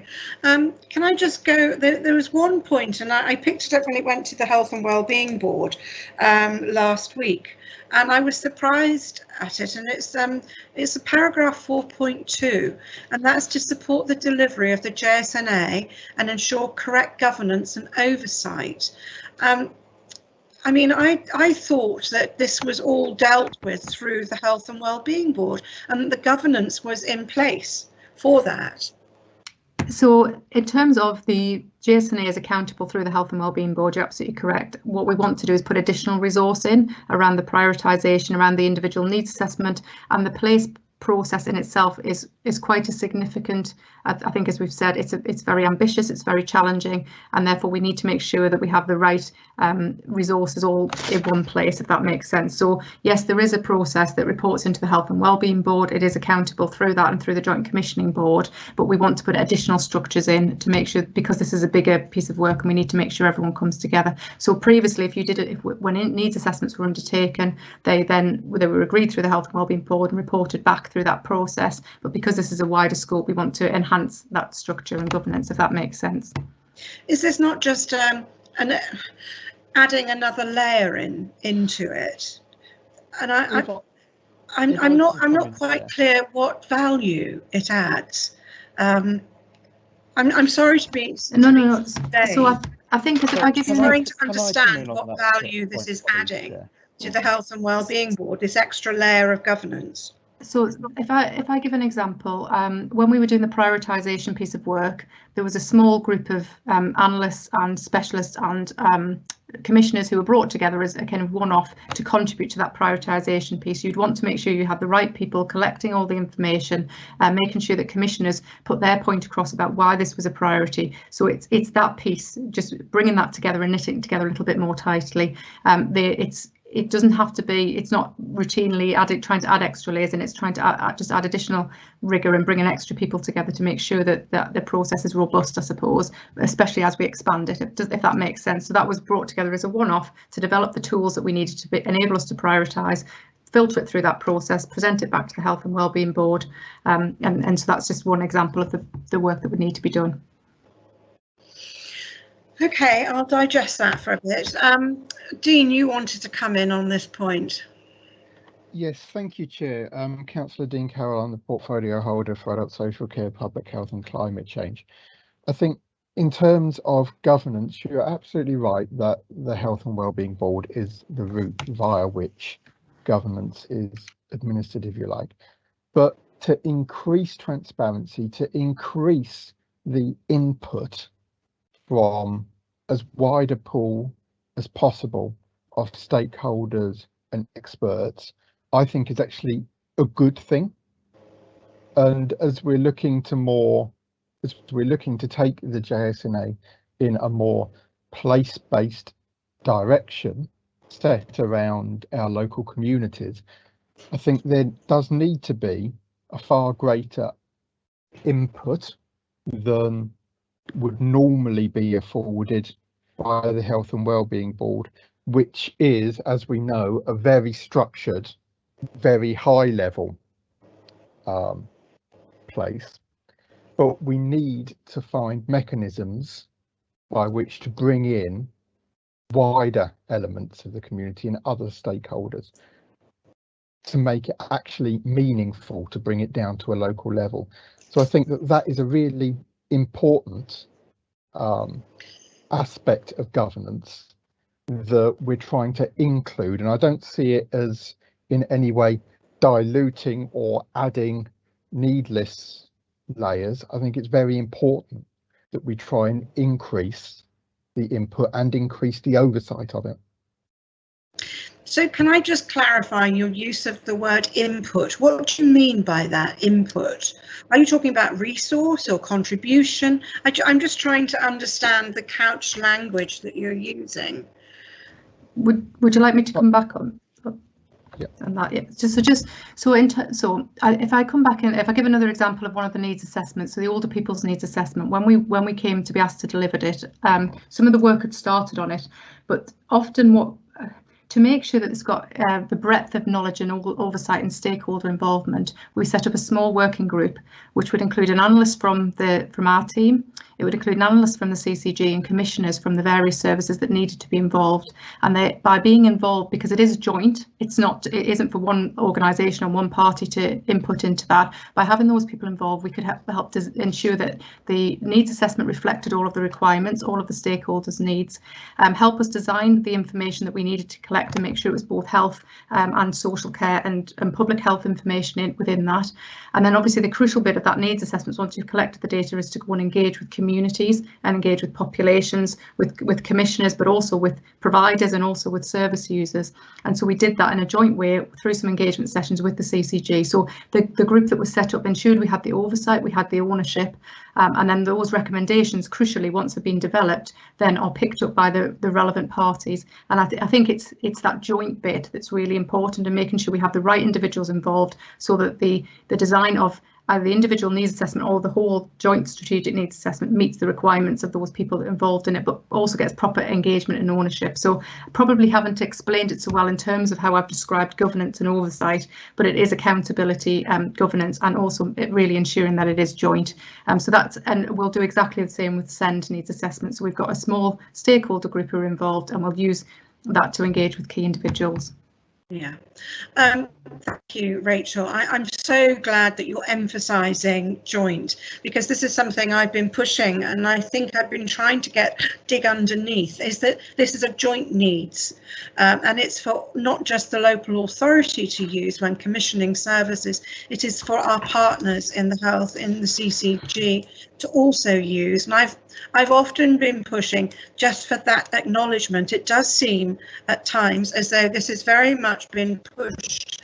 This is a public health concern. This is yours to deal with. This is your problem. Sort it out. Where I've constantly been asking and looking to try and find out where is that contribution from our CCG partners. I note that when it went to the Health and Wellbeing Board, there was very little comment made, apart from, oh yes, we're glad that this work is being done. There was very little debate around the Health and Wellbeing Board around this particular paper. And I was a bit disappointed about that, because they are the owners of it. Now, either they are better informed, more informed, presumably, than we are on the scrutiny committee. But I just want to reiterate again the need and the emphasis on that this is a joint. I also recognise, Rachel, the pressure that you and your team are under and have been under for the past year in terms of being able to effectively deliver this particular piece of work. I don't think there's anybody who would criticise your team at all for any delays in this piece of work. But I just want to keep on emphasising the importance of this piece of work, particularly as we go forward in joint commissioning, that we need this work complete to evidence the commissioning decisions that will be taken in the future. I've got Madge Shinton. Councillor Madge Shinton wants to ask a question. Thank you, Chair. Councillor Madge Shinton, South East. Talking about joint information, etc., and the need that any requirements are included in the place plan, what connection are you having with the SALC, Shropshire Association of Local Councils? Diane Dorrell, are you communicating, therefore, through what, 160 odd parish and town councils across both Shropshire and Telford and Wrekin, which it's a really good route to get right out into the depths of the community? Absolutely. So I think I think the crucial bit, I mean, so around the next phase, so first of all, absolutely, you know, the reiteration needs to be that this is joint and we need that joint commitment, and it isn't just the commissioners, if you like, it's also, and we want our communities to feel that this is joint, and there's so much knowledge out there in our community, so this is what the phase 3, if you like, takes us towards, and absolutely that's what we need, is that local involvement from our local members, local voluntary and community sector, local communities. We've already talked about Healthwatch and other colleagues, so and absolutely I'd say that's where SALC and others would be absolutely involved as we move to those place-based needs assessment in much more detail and granular level, if that makes sense, as well as obviously our communities. So what I propose, what the plan is, to take this back to the Health and Wellbeing Board with that level of detail to describe that process in March. So we're not waiting till April to do that, just to go through the kind of commitment involvement we would need, and that's exactly where we'll be picking up SALC and others who need, and being really explicit about how we want people to be involved in those areas. So if I can just again give an example, if once we decide we're going to decide on a geography we're going to go into and work in one of those places, there'll be some data and information across the whole breadth of health and wellbeing that's collected, so not just health data, it will be pulled in from a range of partners, as well as then mapping services and trying to understand what locally partners understand that the needs are in those areas, but also what data they know around the kind of health needs. So it's the hard data as well as that soft data, and the role of SALC, Healthwatch, community and voluntary sector and others is absolutely crucial to that piece of work and understanding, and we'll engage there with local stakeholders and communities to understand what the recommendations are for that area and key actions, and then obviously we'll be turning that into action. Some of those actions will be very local and very specific to that local place, which is the purpose of doing it, but some of those will be much wider actions that need to be addressed at a strategic commissioning level, and we can take that and feed that into our commissioning plan. So that's how we see that work, and I hope I've answered your question there. I think we're not quite there yet, and because we haven't moved into that phase, but that's absolutely where we want to get to, and in terms of that involvement in all of those partners, and that was the commitment that we saw for, you know, the Health and Wellbeing Board and partners endorsed when we met last week. Thank you for that. The other hat I wear is champion of training for the parish and town councils across both Shropshire and Telford and Wrekin, and therefore a paper from you to SALC at the appropriate time, if you say that's some way off in what, March did you say, would be helpful for prior to you actually, I suppose immediately after you presented it elsewhere, to SALC, so that our officers can disseminate it right across Shropshire and Telford and Wrekin to all the parish and town councils, because they are the source of what I call grassroots information. And yes, of course, we have to have high strategic discussions, but if you don't get the grassroots input into it, the strategic will be absolutely a waste of everybody's time. So can I urge you to contact with Di Dorrell? I will also email her as soon as this meeting's over and alert her to that. Thank you for that, Rachel. Thank you. Rachel, can I just ask you just to expand a little bit on, it's on page six of the report, under financial and capacity implications, and it's the last paragraph, which says to deliver needs assessments at scale across the place plan areas, additional project support would be required, upskilling of analysts across the system, currently being rolled out through CSU Academy and Analyst Network, and the support of colleagues in planning and partners in local community. The support of these will impact the scale and delivery and pace of delivery. Can you just expand and explain exactly how much additional project work, and what is the upskilling you're talking about? Whose analysts are they? Analysts within your team, or are they analysts within the business support unit, or are they? I'm just trying to get a broader picture of that particular paragraph. Yeah. So I think there's a couple of things within this paragraph that are kind of alluding to and pointing to, and probably one of the things I didn't highlight, but it is earlier in the paper, that you know, The Joint Strategic Needs Assessment doesn't sit in isolation. I think we all know that. It pulls together plans such as the Community and Rural Strategy, Population Health Management, all of those other areas of work that are going on around it. So it's kind of a core and a bedrock of that, and it pulls those together. So I think that's the first thing to say. And we've mentioned the place plans that are already in existence around infrastructure. We need to pull all of that together. So that's part of the first thing that I wanted to say. To roll out across, to do 18 individual needs assessments across individual place plan areas is actually, no mean feat. To do these properly, we want to properly, as we've described, engage with our communities. So there is a resource requirement there, and it takes time to engagement properly, to pull all that data together, to get that the data that information that Madge has described and colleagues described, which is out there, that softer intelligence that we know is out there, to bring that together, to synthesize it with communities and to produce plans. So that does take time, and it takes a particular skill set and resource. So I think that's the first point. If we want to go quicker on that, we obviously need extra capacity, which is where we're at the end. If we want to go pace and learn as we go, it does take time to do that properly. One of the things that we need to do is doing a needs assessment and doing engagement takes specific skill sets, and that may mean we have got people out there in our different organisations who are good analysts. We've got people who are good at engagement, and we need to pull those people into this, but we may need to increase that capacity. And you need to have, this is something we've not done before. In Shropshire, we have done it in other areas, and I've got experience of doing it in other areas, so we can bring that. But that does mean we will need to train people, we'll need to produce some standard sort of frameworks, if you like, so people understand what we're looking for. And so that does take a little bit of time and training to get all analysts so that who aren't necessarily used to using the sort of same data sets.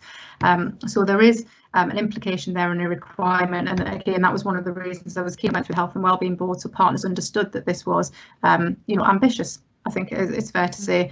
We do have analysts in the system, we've got very small resource in public health. It's not just public health. We obviously are looking to our business intelligence team within the council, but also across to our CCG colleagues in terms of analytical, and that's where it links to population health management.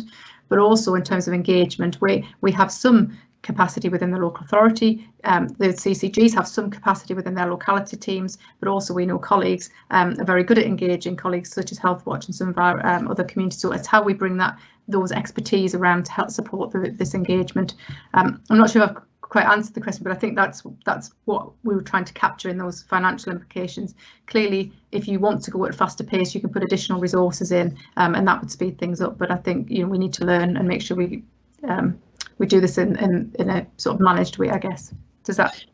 Yeah, you've answered most of it, Rachel. I suppose what I'm trying to tease out of you is the extent of the commitment to resource it, to actually resource it. I think it's all something we recognise the aspiration, but it comes down to the cold hard fact of resourcing it, doesn't it?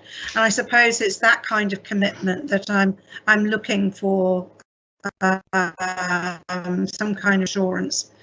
So maybe that's a question for Dean. I suppose just and then obviously I'll let Dean come in. From our point of view, the Health and Wellbeing Board, we recognise some of that there was a requirement around this. In terms of internally, I've spoken to Alden Whitaker Brown, who's our head of business intelligence. This is obviously a key part of our analytical and that kind of more technical resource. So we have discussed that. We have looked at engagement, and so what additional resources we might need in addition to colleagues, and so there is a commitment to look at that. We've also got a joint post which we have now got a commitment to fund with the CCG, between ourselves and the CCG, an additional analytical resource in addition to that to bring in some extra support, and also how we build on our engagement around the kind of COVID work that we've already done, so our community reassurance teams and others, that kind of intelligence. So there was a commitment. I think what we need to do is look at in each area what resource we have for that area, and do we need to bring additional resource in, and I think again it comes back to being joint. It isn't just for the local authority to resource this. We can have some leadership role, but we certainly aren't. It won't be just us that resources it, and this does fit into that kind of population health management approach fundamentally as well. So yes, I think there was a recognition, and I think what I was trying to say in this part of the paper was if we want to go quicker than that, we have got resources in the system, we can bring them together, but if we put additional resources in, that will speed up the pace. But actually we are looking at delivering what we've laid out here with the resources that we've got, and those additional, including those additional ones that I've just mentioned, those additional joint posts, etc. If that makes sense. And just to confirm that you said that there is another, a more detailed paper going to the next Health and Wellbeing Board, on giving detail of the timelines and the work plan. So yeah, so the intention is to keep the Health and Wellbeing Board up to date on progress, with a little bit more detail on what that phase 3 will look like in terms of who we need to involve, the stakeholders will be involved, and start to lay out a bit more detail of that plan and where people need to be involved. So yes, that's the plan. Thank you. Dean, did you want to come in and just cover a few of the points that have been raised?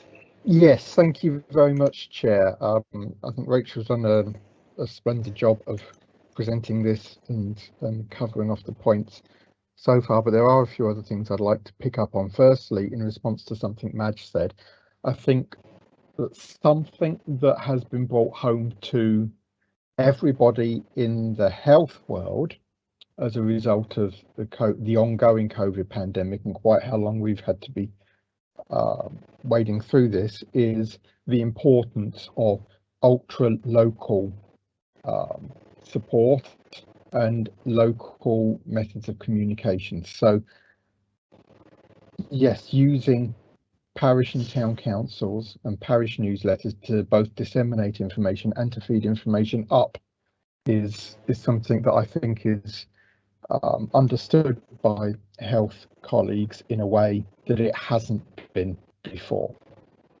Coming on to your point, Chair, about resources, and just as an assurance for yourself and the Scrutiny Committee, the question about capacity and resources is one that I ask Rachel and Tanya on a regular basis to make sure that we're putting the resource in that we have to. In terms of what you said a little earlier, thank you for recognising that these are unprecedented times. I honestly don't think that it would have been possible, regardless of the amount of resource we had as an authority, to keep to the original time frame while COVID has been in full swing. So I thank you for recognising that. But I would like to reiterate that Shropshire Council is completely 100% committed to delivering the Joint Strategic Needs Assessment and to making it a truly joint and ensuring that it is a truly joint strategy, as you've highlighted it should be.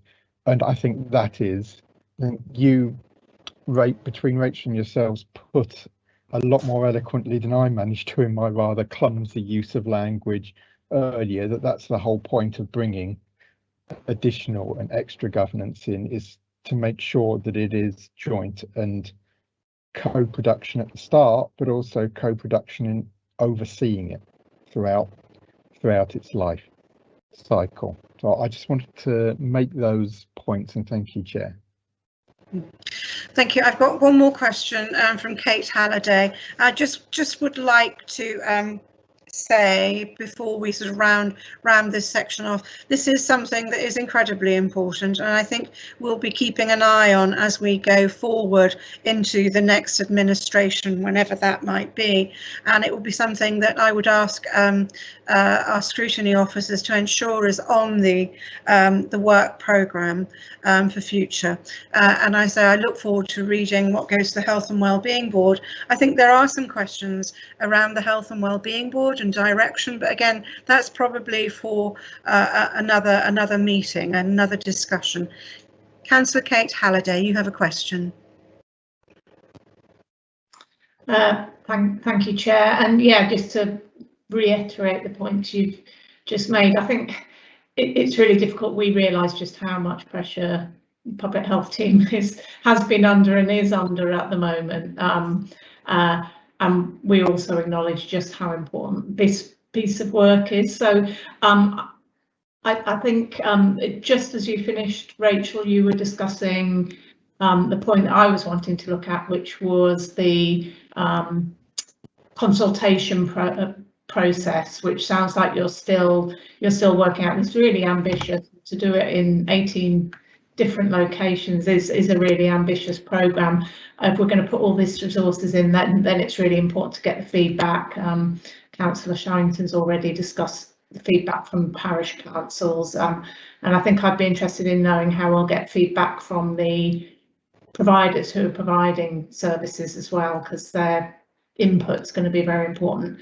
So I wonder whether, so I agree as well with our chair that we need to keep this on the agenda, and I was wondering whether you could bring back, perhaps I could suggest to the group that we could ask the consultation process to be brought back to us once we know more about it, and maybe just a general update as well. Yes, sorry, am I off mute? Have I been able to? No, we can hear you, Rachel. Oh, that's okay. When Sorry. would you consider a good time frame to bring that back?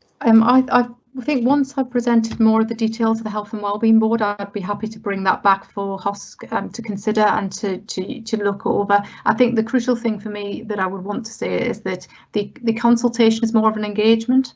I think, again, it comes back to that joint, so that actually it's not bringing information and recommendations and asking for consultation on those. It's partners engaging in that, actually developing the recommendations, because as we said, you have local partners, stakeholders, and the communities have that information. They are, it's part of that evidence. So I think there is an engagement, and then obviously a kind of final consultation on the recommendations we produce and the action. So it is ambitious because it's a very different approach, I guess, and so I think if I can describe that, it's probably useful to try and do almost a pilot in one of the areas, so we can understand how that works and get views on it. But I think if I bring it after the Health and Wellbeing Board, so scrutiny can consider that and make comments on the process that we're proposing, and then obviously we can continue to keep you updated. I'm very happy to do that.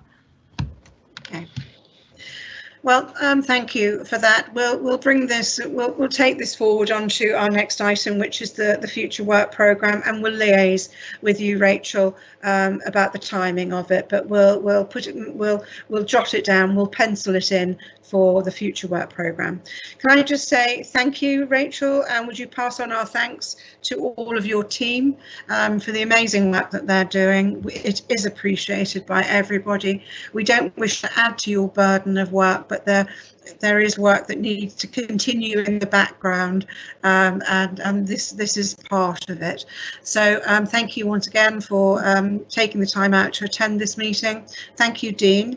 Can we now move on to the next item of the agenda, which is the work programme? Daniel, I don't know if you're still with us or if you've had to go. I know you did have to go at some point or other just after 12. Is Daniel still with us? He's no longer with us, I'm afraid, Chair. Okay, no, that's okay. He did say that he would have to go. So can we just briefly go over the future work programme? Let me just see if I can find it.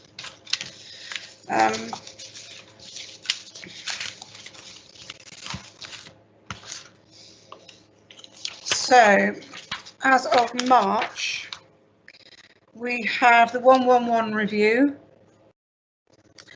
And delivering public health outcomes. This was the to review the memorandums of understanding for the substituted services on the 22nd, and also future fit and patient transport services. That was quite a large piece of work. We need to, we can just note that these are coming up in the future, and we can also note, Amanda, that we wish to take the consultations around the and the engagement strategy around the JSNA into a future work programme.